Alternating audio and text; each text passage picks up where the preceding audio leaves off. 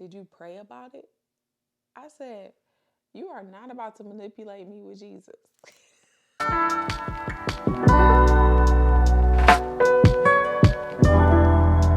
From my first cervical to the time that Samara was born, I was in labor for 27 hours total. Yeah. Hey guys, it's Kai Stevenson here. Welcome back to my YouTube channel. If you are subscribed, I appreciate you. Thank you for coming back. And welcome. If you're new here, thank you so much for clicking on this video and wanted to tune in. I hope you subscribe and stay up to date with what's going on with me. So as you can see, this is my labor and delivery story because I did not do a vlog for labor and delivery. I just wanted to control the situation. I don't know, it's crazy, whatever. But if you're new here and you want to know about my pregnancy symptoms that I had, how I found out, I'm going to tag those videos in this video so that you can go watch them. So let's get into it. So this labor and delivery story. I'm going to start with October 24th, which was my original due date. I was supposed to be due October 24th. That's when my daughter was supposed to come, but let's get into it. So I had an appointment the week before October 24th. So if you don't have a baby, you're about to have a baby, you've had a baby, you know that when you're like 34 weeks, you go to the doctor every week up until your due date, just so that they can monitor you, make sure nothing's happening, whatever. So I was at my week before the due date appointment, and my OB, I was seeing her nurse practitioner, and she said, I think you should schedule an appointment for October 26th. I said, well, I'm due October 24th. She was like, yeah, I think you should schedule an appointment for October 26th. That's when I knew my daughter was not going to make her appearance in the world when they said that she was. I was like, okay. So I made the appointment for October 26th. A couple days go by, I'm still trying to induce labor naturally. I'm walking, I'm having sex, I'm doing all the things that they say will induce labor naturally. None of it is working. So I'm like, all right, I guess I'm going to the doctor October 26th. So we went to the doctor October 26th, and that was my OB just giving me options on inducing. So inducing is medicated ways for the baby, for your water to break and for the baby to dilate your cervix. And make sure that things are doing what they need to do. So it's just a medicated way to get things going for your body and making sure that your baby can come. All right, so October 26th, I go to my OB, and she's like, we're going to talk about inducing options. You're 2 days over your due date. I don't want you to go over 41 weeks, whatever. So I'm like, okay, what are the options? Meanwhile, I did not want to get induced because I've heard so many bad stories about people getting induced and things just not going the way that they wanted them to go, or the way that they thought they should go. So I didn't hear good stories. So I was like, I don't want to get induced, but I'll still hear the options. So the options were folly, induction, cervical, and pitocin. Pitocin is the most common one that you probably always hear about, but those are the three options that my doctor gave me. So I'm like, okay, these are the options. I'll think about it. Still, after leaving that appointment on the October 26th, I was like, okay, let's still try to induce labor naturally. So I'm, again, walking, having sex, doing all the things, bouncing on the exercise ball, just doing all these things to try to induce labor naturally before I have to get induced. So my induction appointment was October 31st. My doctor said, come to the hospital October 31st at 11 a.m. There's time available for you. So I'm like, okay. So after not being induced naturally, that was remember, I went to the doctor October 26th. So the 27th, 28th, 29th, 30th, 31st. I'm now 41 weeks at this point. And remember, she did not want to go past 41 weeks. So I went to the doctor. Went to the hospital, October 31st at 11 a.m. I was checked into the hospital around 11:30, and I still was just having, like, I didn't feel right about the induction. I was like, I don't want to get induced. my biggest thing was I did not want to end up having to have a C-section, or I did not end up, wanting to be in a life-threatening situation, because those are the stories that I've heard about just talking to women and watching YouTubes and all these things when it came to induction. So I was like, I don't want that to happen to me. So I got checked in the hospital October 31st around 11:30 a.m. Check me in. I'm meeting all the nurses, all the things, getting acclimated, getting getting ready to get induced. But I still was having like some reserves about it.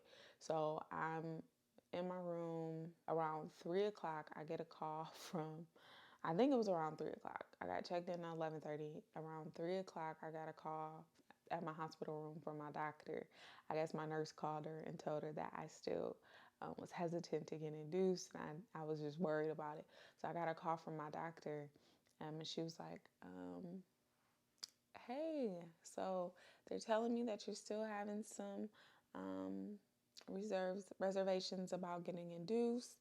Um, what's going on? What are you thinking? I was like, well, can I just get another day or 2 more days? Like, can I just come back Thursday and then we induce or whatever? And she was like, well, I'm going to be out of town this weekend. She's like, well, I'm going to be out of town this weekend, so that's not going to work. What's 2 more days anyway? I was like, well, I don't know. I just feel like I can induce naturally, whatever. She's like, well, you haven't already. And remember, we talked about this. And then she goes, did you pray about it? I said, you are not about to manipulate me with Jesus. So I said, you know what? I did. I did. And you know what? I did. And I had peace at that moment. I had peace with it. She was like, all right, so do you want another nurse to insert the pill? So at that point, we decided that I was going to start Cervafil. So Cervafil is a pill that they stick in your vagina, and it's supposed to help you dilate, help your cervix dilate on its own. So she was like, all right, do you want me to get another nurse to start your Cervafil? Or are you comfortable with the nurse that you have? I was like, okay, we can do that. We can go for it. So around 3:30, around 3:30, I ended up getting my first dose of Cervafil. Cervafil, you can get it inserted every 4 hours. So I got my first dose at 3:30, and I was not dilated at all. Like, I had zero dilation, period. Yeah, it was crazy. So I wasn't dilated at all with that first dose.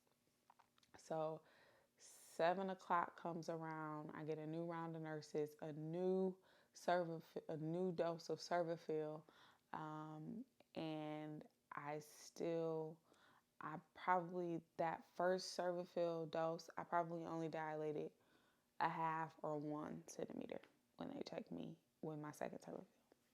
All right, so 4 more hours go by. 11 p.m. now. I've been at the hospital for 12 hours. 11 p.m. now, I get my third dose of Cervafil. Third dose of Cervafil, and I'm only dilated maybe 1.5, 2. I don't even know if it was 2 at that point. I keep going, keep getting Cervafil. And then 7 a.m. come, I get another round of nurses, and they come in the room. They're like, okay, we're going to start you on Pitocin, and we're going to put you on a liquid diet. I'm like, wait a minute, what's a liquid diet? Because remember, at this point, I've been eating, I've been moving around.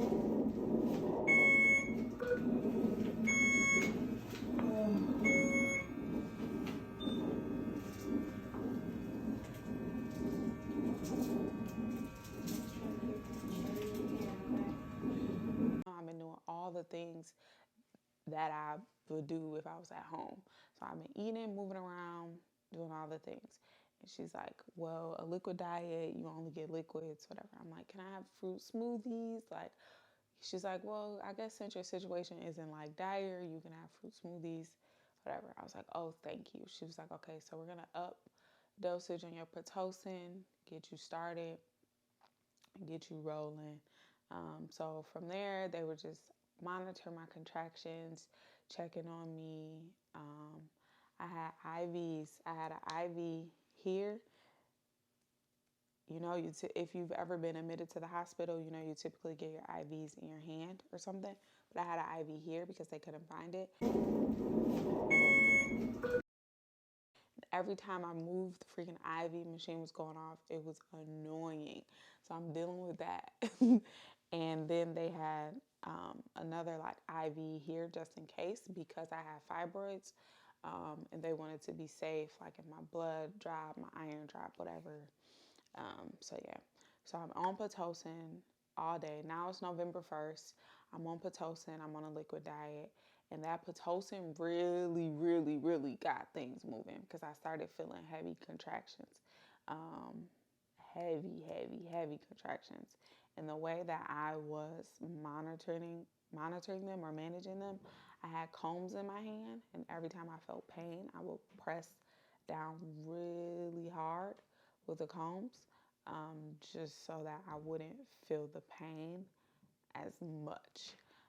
So I'm going throughout the day. Finally, I think my doctor came to the hospital finally around the afternoon time on November 1st. So she was like, all right. She was like, do you mind if I break your water? I'm like, I guess, sure, go ahead, break my water. And they take this pick thing and literally stick it up your vagina and break your water sac, break the water sac that the baby's in. So I'm like, okay. So this is around noon. When she did that, of course, I felt all the liquid, everything coming out. And then my daughter, her name is Samara Amelia, Samara's heart dropped. And my doctor, a black woman, very stern, very straight to the point, she immediately starts giving directives. Put oxygen on mom. I had to get oxygen. She's like, I'm about to manhandle you, Kai. She starts rolling me over back and forth. It was a weird moment. It was a moment of like, what's happening for me? So I literally was just in the bed, the hospital bed, like, I don't really know what's happening. I had the oxygen mask. I didn't know what was going on. So they're doing that. Then Samara finally came back. I guess her heart rate was where the doctor wanted it to be. And my doctor goes, once all that is situated, my doctor goes, why your baby playing with me like that? I say, you playing with my baby because you just broke my water. But from there, it was fine. Nothing like too major happened. So we just keep going. So that was in the afternoon. She came back to check my cervix dilation around 3 or 4 o'clock, right? And when she checked it, she didn't say how far I was dilated. So I'm like, okay, how far am I dilated? She went in the corner and I was like, how far was I dilated? And she put her fingers up. And my doula, yes, I had a doula. My doula goes, oh, 4 centimeters? And I was like, I literally was like, that just pissed me off. How am I only 4 centimeters dilated? I've been here since 11:30 a.m. yesterday. What's happening? Blah, blah, blah. I get so mad. And my doctor was like, that's why I don't say things out loud because it just frustrates people, whatever. So I'm frustrated. But the Pitocin starts kicking in. They up my dosage. It kicks in again. Again, I'm on a liquid diet. So my doula is feeding me not chicken noodle, no noodles in it. She's feeding me chicken noodle soup broth, feeding me the broth in between contractions. She's feeding me the broth and feeding me cherry Italian ice. Ugh. I don't ever want to see cherry Italian ice again after that experience. So in between contractions, she's feeding me the chicken noodle soup broth, feeding me the cherry Italian ice, and then when I have a contraction, my doula is there helping me. She's like, to breathe. So you're not supposed to scream in labor, and do all those things. You're wasting energy, whatever. So my doula taught me how to It's like a low moaning breathing. Ooh, like no, doesn't really take much energy. So she's in my ear, training me, telling me I'm doing a good job. And I had most of my contractions in my lower back. That's where I felt most of it. That's where most of the things were coming from. So she had this thing that she was just like digging my lower back, so I didn't really feel the pain. She was there with Chris, guiding him, letting him know what to do and how to help me breathe. So my doula being there was extremely helpful. She was a buffer in between me and nurses and doctors, so that was really helpful. So she's doing all that. Around 5:30, 6 o'clock, they checked me again, and I was 8 centimeters dilated. Um, and the nurse was like, you know what? You're really close. You can put the peanut ball in between your legs and stretch it, and you'll be fine. So me and the doula I'm laying in the bed. We put the peanut ball in between my legs. And I just started stretching and moving and doing different movements and stuff. And that that put me that put me to 10 really quick. It put me to 10 really quickly, and I felt when I was at 10. So this whole time, I had been able to get up, use the bathroom on my own, and move around, get on the bouncy ball, and do whatever I wanted to do. Um, and I put that peanut ball in between my legs, got me to 10 really quick, and I felt it. I said, I need to push this baby out now. They were like, we cannot let you get up and go to the bathroom. I'm like, well, I would literally get on all fours. This is so nasty. I would get on all fours and just pee. And then it seems like I kept peeing. So I'm like, oh my gosh, gotta use the bathroom, gotta use the bathroom. Get on all fours. They wouldn't let me get up and use the bathroom. So I'm on all fours in the hospital bed peeing. Even at one point, I pooped while I was peeing. Like, this is how it was just so much happening. And they were like, oh my gosh, she's moving so fast. Like, how's she doing this? I literally, and my doula, she's helping me. She's pulling me forward, helping me get on all fours, all these things. So finally, I'm like, all right, I feel like I can push this baby out now. They're like, wait a minute, what's going on? I'm like, y'all, why my doctor leave the hospital? I said, this happens in movies. Where are you? She's gone. So they're like, okay, we got to call your doctor, let her get here. So all this is happening. I'm like, where's the doctor? Where's the doctor? I gotta push this baby out. Like I kept saying that, getting on all fours, peeing. All this is happening so fast. They're like, she's 15 minutes away.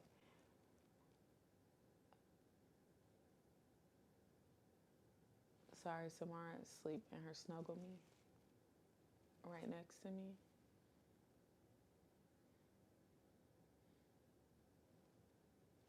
Um, I gotta push this baby out there. Like she's 15 minutes away. You can like hold on for 15 minutes. I'm like, okay. So at that point, I'm fed up. Anybody who was coming in the room that wasn't my doctor, I was like, get out. Like, please leave.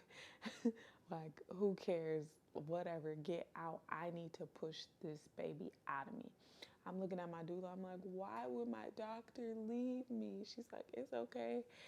Stay calm. She's on her way. Whatever. I don't know how much time passed, but she eventually came, and they prepped me, brought the things out, put me on my back to get ready to push. And while that was happening, I said, "Somebody tell me how to breathe again." My doctor was like, I'm telling you right now. So she's like, Chris, she got Chris involved. She's like, Chris, I need you to hold her hand and count down from 10. We're going to do that 3 times each cycle. She's like, I'm going to watch the contractions. I'll let you know when to push. You're going to hold your breath. You take a deep breath in. I didn't get this concept the first 2 rounds. So I take a deep breath in and then push when I say push while Chris is counting. So 10, 9, 8, 7, 6, 5. Yeah. So that happened. I think I only ended up pushing for 2 minutes and 30 seconds. So 3, 30, 60, yeah. So like 5 rounds of the 30 seconds. I think I only end up pushing 2 minutes and 30 seconds, which is crazy. And even and pushing was the easiest part. Pushing was the easiest part for me. The hardest part was feeling those contractions and feeling them in my back and having to press the comb in my hand. Pushing was the easiest part. She's telling me to push. She's telling me to push. I'm pushing. I'm pushing. But at one point, I felt on my own that I could push. I was like, is now a good time? But people are talking. Nurses are talking. I was like, is now a good time to push? I don't think I was talking loud enough. And then the nurses were like talking over me. I said, can everybody please be quiet? And they were like, oop. And they were attentive to me. And I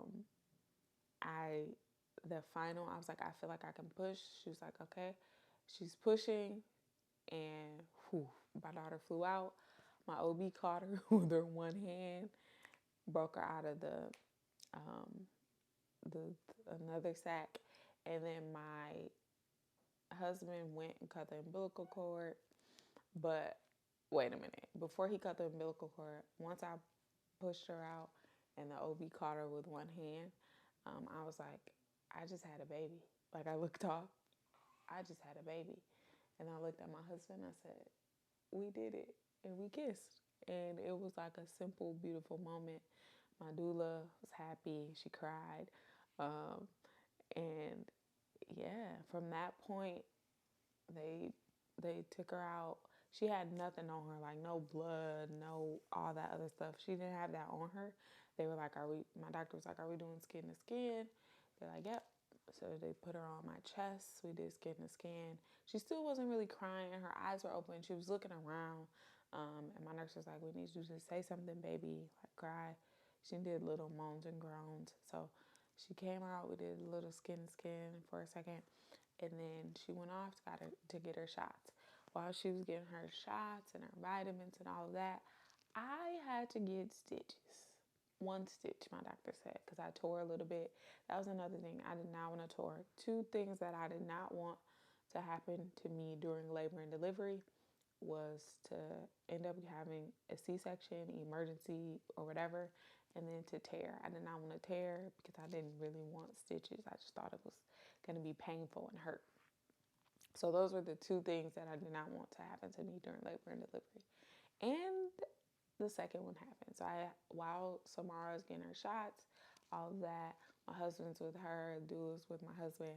I'm getting stitches. I'm just talking through the stitches. I'm like, what do I want my meal to be? Sushi, tacos? They're like, ooh, sushi and tacos. So I'm just talking to the nurses. I'm just so grateful that my body did what it needed to do. I didn't have to get any medication. I didn't do epidural. One, I was super scared to get epidural because I have scoliosis and I know that they have to insert that in your spine or in your back or whatever. I don't really know how that goes, but I was just nervous about that. I have scoliosis. I already have back issues. I don't want to deal with an epidural issues either. And then also a lot of people who end up getting epidural, I've seen that they end up having to get emergency C-sections. They're not able to walk around and can't be active, and they can't move around and eat or do the things that I wanted to do in the hospital. So I was like, I'm gonna stay away from that. And then I didn't get any other medication. They kept asking me throughout the day, like, are you sure you don't want medication? Do you want to try anything through IV? I was like, no, I'm okay. I'll be fine. And at the end, they were very impressed. They were like, you did great. Like, it's been a long time since we've seen that. Like, you did great. And that's not like to brag or anything, but I just trusted God like through that entire process because yeah, I was like, God, you made my body for this. Before medications, those things were had.